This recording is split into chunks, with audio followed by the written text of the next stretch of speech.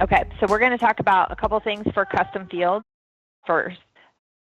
So custom fields, when they are inside of your QuickBooks instance, they have to be set up inside of QuickBooks first. So you guys in your demo instance, because you're not syncing to QuickBooks, you cannot set up an additional custom field.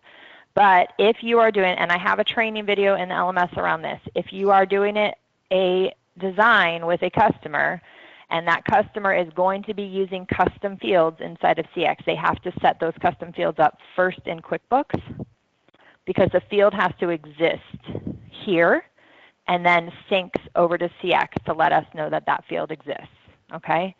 So again, in your demo instances, you won't be able to set up additional custom fields beyond what we have, whatever you guys see already. Do you guys have custom fields that are showing at the customer level? How do you check on that within CX? You can edit a customer, just like you would do in desktop. Okay. And then click the additional information tab. Yes. Yeah, I see custom fields. Yep. What custom fields do you guys 6 of see? them. Custom type reps. CF1, root, source, VIN. Okay, perfect. That's stuff. Yeah. All right. Okay, so field has to exist in QuickBooks in order for it to show up in CX first. So again, you guys in your demo, and since we're not having you sync to QuickBooks right now at least, you wouldn't see that additional custom field if you went into a QuickBooks file and added it. And we don't want you to sync to CX for now on purpose, right? I mean to QuickBooks on purpose, because it started to get too complicated whenever everybody had their own demo files and everything like that. We'll get there eventually, most likely. But so field exists here. Now the one thing is all of these little tidbits, right, is bits of information for you to learn, not just for this. This will help you with every third-party application that you connect with, right? So when any third-party application is reading QuickBooks, the custom field has to exist first. This is not just a CX thing. They have to set the custom field up in QuickBooks first. So when we're doing AIA billing with Sunburst software, when we're doing some of those ship station ones where they have to have custom fields set up where they put the FedEx numbers in, the field has to exist in QuickBooks first before the third-party application can read it, right? That's all applications. We cannot push a create custom field. That is not a thing. It has to exist in QuickBooks first. The second thing about QuickBooks custom fields and their API, right, how third parties can connect to it, is we cannot read drop-down lists. Okay, so most third-party applications, when they tell you to set up custom fields, tell you to put in any text, which is fine. You could put in any text, that's fine, right? The choice when we say define fields and we say what kind of data, most of them say put in any text. That way there's nothing that could be a barrier or whatever.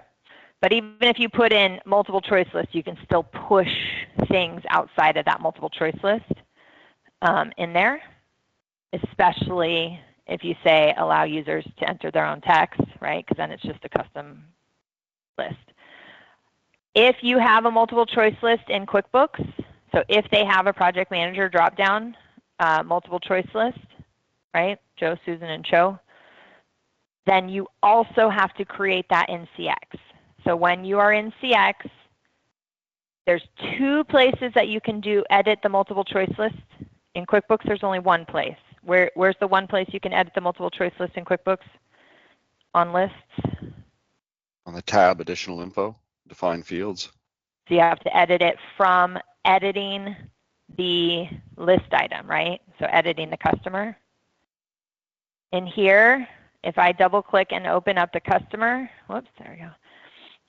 I can hit the little edit button here and add to the list. Okay. Right? That adding to the list will not add to the list in QuickBooks. If you want to add to the list in QuickBooks, you have to do it in QuickBooks as well. Because reading these drop-down lists is not part of the API. No third-party software can read those lists. This is the same thing for every third-party software. This is not specific to CX. This is about limitations of QuickBooks. But what I want you guys to know is the process for setting up custom fields. The custom field must exist in QuickBooks. 1, If you're using a drop-down list, I can come in here, click on Define Fields, right? Say Edit Multiple Choice List. I can copy this list, Control-C, OK. And then when I'm in CX, I can hit Edit, and I can paste this list. I just pasted it. I'm not going to save it because it's the same names. Okay. If we add an additional name, like how I added Sam, you need to go into QuickBooks and add Sam as well if you want Sam down here. All right. Now, most of the time with clients, most of the time with our QuickBooks clients, what we're teaching them is don't do the same thing in two places. If you're setting up customers in CX, always set up customers in CX. If you're creating invoices in CX, always create invoices in CX. Have the single point of entry workflow. That's how it should be with all third-party applications, not just CX. Single point of entry workflow.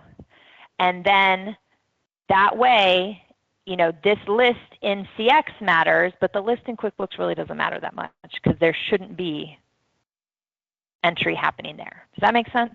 When you say there shouldn't be entry there, it should be that everyone adding new customer information should be entering in CX first. We would want that as the normal workflow, yes. If in design you're saying customer creation happens in CX, then let's not make some people enter in CX and some people enter in QuickBooks.